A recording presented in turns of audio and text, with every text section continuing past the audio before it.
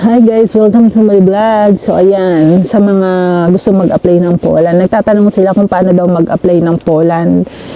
Number one yung gagawin guys is maghanap kayo ng accredited agency sa DMW website dyan sa Pilipinas. Yun ang una yung gawin kasi maraming illegal recruiters ngayon, so mag-ingat din kayo.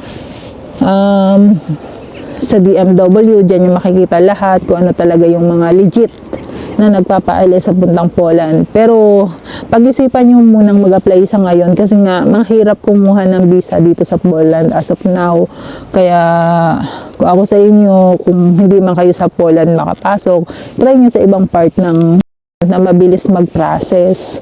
At sana din maging maging financially prepared kayo kasi hindi rin biro talaga yung gastos sa pagpasok ng Poland or sa ibang part ng Europe. Merong minimal lang ang expenses gaya ng Hungary, pero iba-iba po kasi much better na prepared din kayo. Tapos yung mga dokumento nyo, kailangan i-prepare nyo rin yan para in case na makapag-apply kayo or may makita kayong legal na agency diyan sa Pilipinas, is makapag-apply kayo agad. So, sa mga nagtatanong kung ano daw ba yung sitwasyon dito sa Poland, as of now, okay naman siya. Kaya nga lang talaga, mahigpit na ngayon sa mga illegal or mga expired visa. Yun na lang naman ang pinagbago dito sa Poland, unlike nung hindi pa nalilip yung sa COVID. Pero, yung pagbabago ngayon sa Poland is makapapabor naman sa lahat ng migrants kasi nga tumaas na rin ang sahod din dito. So magandang pabor yun para sa mga migrant at nagtatrabaho dito sa Poland. Marami din kasi nagsasabi na ang higpit-higpit na nga daw dito sa Poland. Mahigpit para dun sa mga hindi nag-process ng TRC. Kaya kung kayo darating dito sa Poland,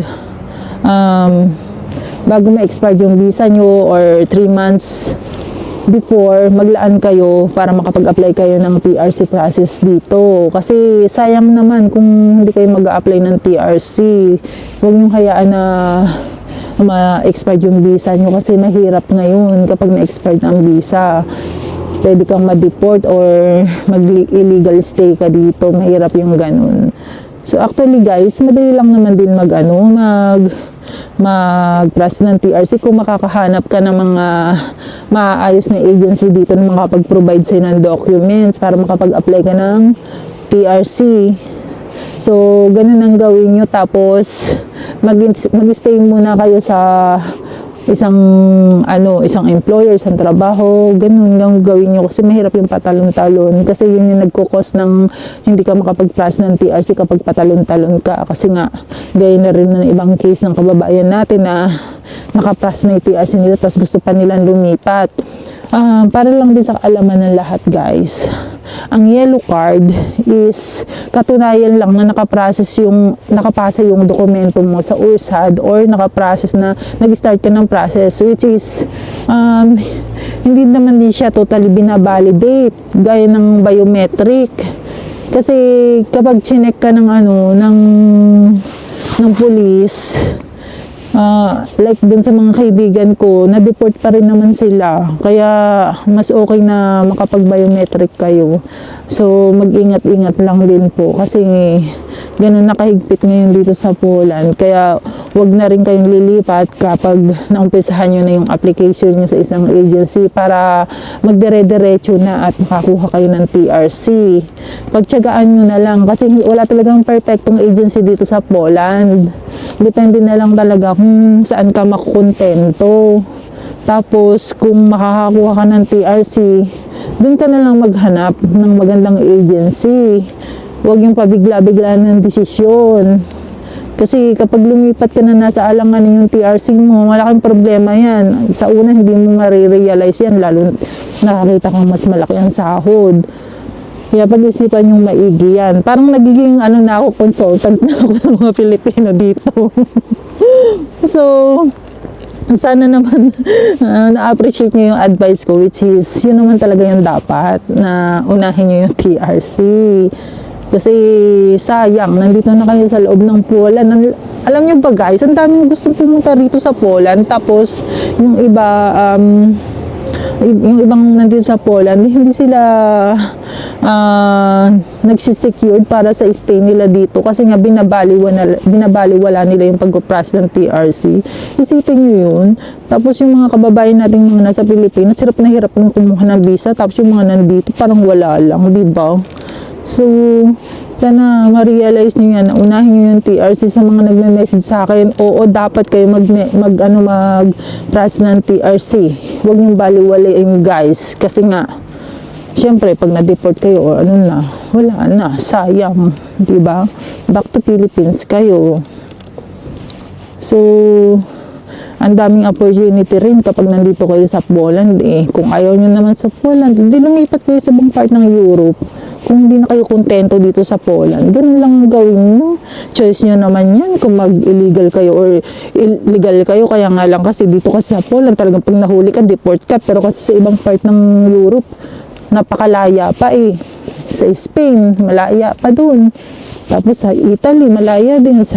Sa Paris, so, ang daming malalaya na wala namang papel. Kaya meron pa kayong mga option kapag ayaw nyo na dito sa Poland. Pero much better na itry nyo muna sa Poland. Baka malay nyo, magustuhan nyo dito. Hindi rin natin alam kasi magkakaiba naman tayo eh. Kung saan tayo makukontento, diba? Kasi ako, kontento ako dito. Yun nga lang talaga, may privilege kami na tumira din sa Netherlands. Kasi nga, si Josawa is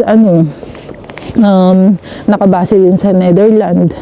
Tapos Poland, ganun. Meron ko ba may option kami? Pero ako dito kung ako yung tatanungin nyo, mas gusto ko dito talaga sa Poland. Alam niyo yun, napakasimple ng buhay. Tapos yung cost of living napakamura lang. Mabubuhay ka, alam mo yun. So, maraming paraan din para mabuhay dito sa Poland. Kaya sa mga kababayan natin na nandito sa Poland at nasa outside Poland, pag-isipan nyo maigi kung magta-try ba kayo dito sa Poland or mag-stay kayo dito sa Poland. Lalo na yung may anak. Alam nyo ba guys, kapag kayo temporary residence card holder dito, marami kayong benepisyo na may i-apply sa mga anak nyo. So marami lang tayong kababayan na hindi nakakaalam nun. So mas maigi mag-research kayo. At marami ding benepisyo na makukuha yung anak nyo dito. Especially yung pre-education, yan. Yun na yung pinaka number 1, pre-education. Tapos, maganda naman yung pre-education nila dito. So, kung kayo guys, yung mga anak kayo, pag-isipan yung maigi yan kasi malaking bagay na yun, yung makapag-aral yung anak nyo ng libre. Hindi nyo naiisipin yun. So, kung kayo guys, maninirahan dito sa Poland, wish you luck at sana magkita-kita tayo soon. So, ilang guys, thank you for watching. Bye!